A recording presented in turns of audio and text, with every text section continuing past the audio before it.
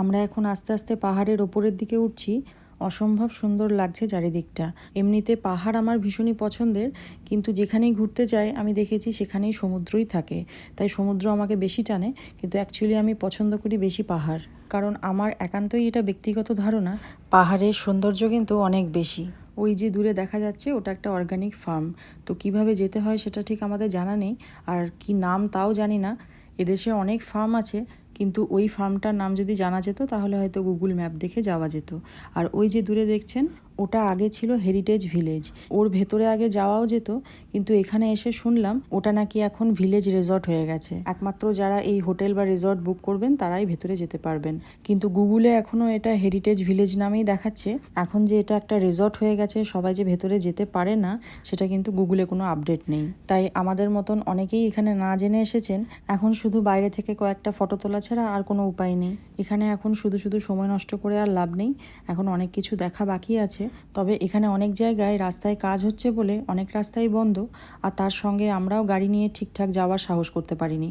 যতই হোক পাহাড়ি রাস্তা, অতটা দুঃসাহস দেখানো ঠিক হবে না। এখন আমরা যাচ্ছি শার্ক আইল্যান্ডে। দেখা যাক ওখানে কি দেখতে পাওয়া যায়।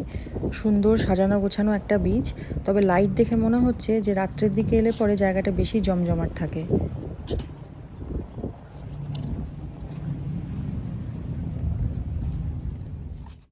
বিচের ধারে প্রচুর রেস্টুরেন্টও আছে।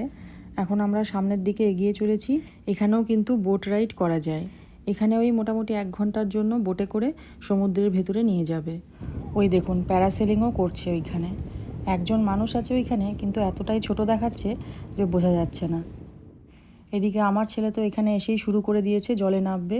অলরেডি ও জুতো ভিজিয়ে ফেলেছে, আর এক্সট্রা কোনো জামা কাপড়ও আমাদের সঙ্গে নেই যে ওকে সমুদ্রের জলে নামাবো।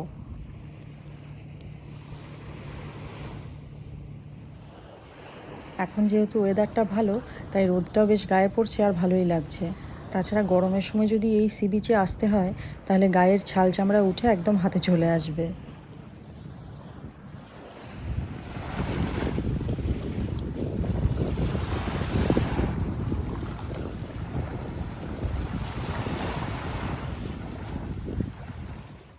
এখানে বোট রাইড করতে গেলে এই সমুদ্রের গা বেয়ে হেঁটে হেঁটে প্রায় অনেকটাই যেতে হবে। ওই যে জুতোটা কিন্তু অলরেডি ভিজে গেছে, এখন অনেকক্ষণ ঘুরতে হবে।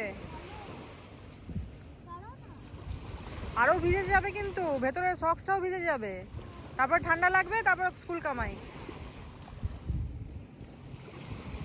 চলে এসো।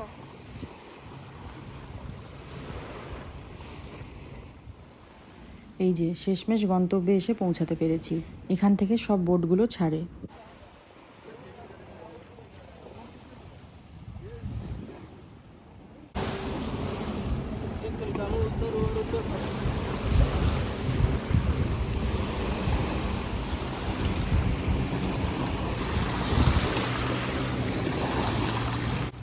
এই বোটে ওঠার সময় চটি জুতো জলের হাত থেকে বাঁচাতে গেলে যখন জলের ঢেউটা এসে আবার ফিরে যায়, ঠিক তখনই টুপ করে উঠে পড়তে হয়।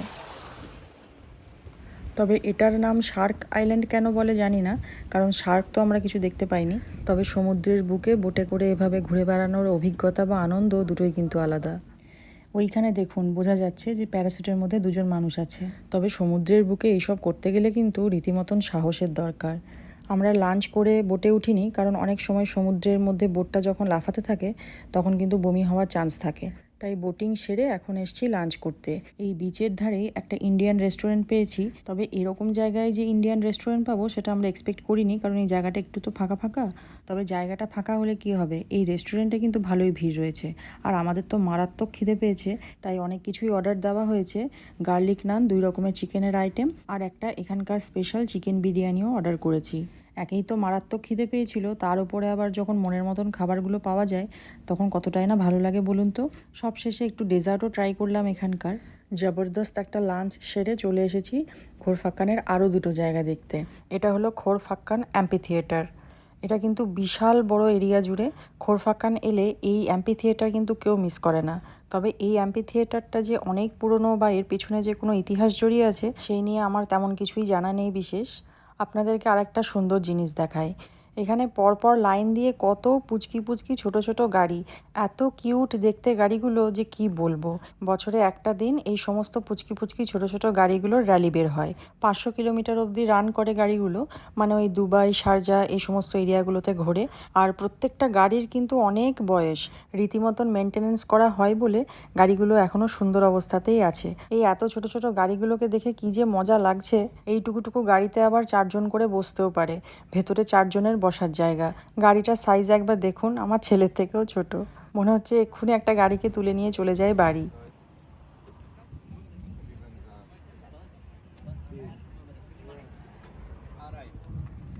تديني معاك وعينه.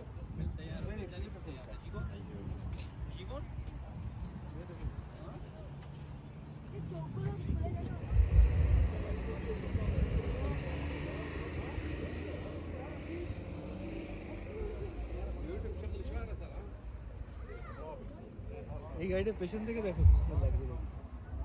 সব ছোট পেছন থেকে একবার দেখুন গাড়িগুলোকে কি সুন্দর দেখতে লাগছে না? এখানে যে সমস্ত ধরনের গাড়িগুলো রয়েছে এগুলো বেশিরভাগই আমরা মেলাতেই দেখতে পেতাম খেলনা হিসেবে।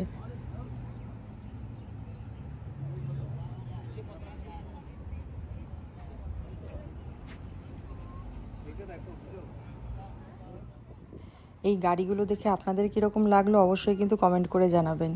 চলুন, এর পাশেই আর একটা ওয়াটার ফলস আছে, ওখানে যাওয়া যাক। এই জায়গাটাও অসম্ভব সুন্দর। খোরফাক্কান এলে এই অ্যাম্পি থিয়েটার আর এই ওয়াটার ফলস, এই দুটো একদম পাশাপাশি পড়ে। আর এই ওয়াটার ফলস কিন্তু খোরফাক্কানের খুবই আকর্ষণীয় একটা জায়গা।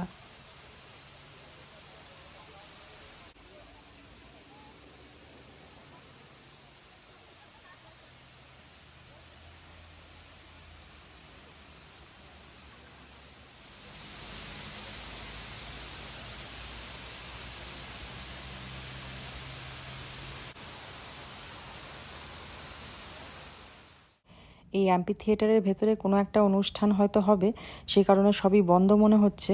তাছাড়া এত বড় অ্যাম্পি থিয়েটারের ভেতর নিশ্চয়ই ঢোকার ব্যবস্থা আছে, নিশ্চয়ই টিকিটের ব্যবস্থা আছে, কিন্তু কোথায় কি করতে হয় সেসব কিছুই বুঝতে পারলাম না।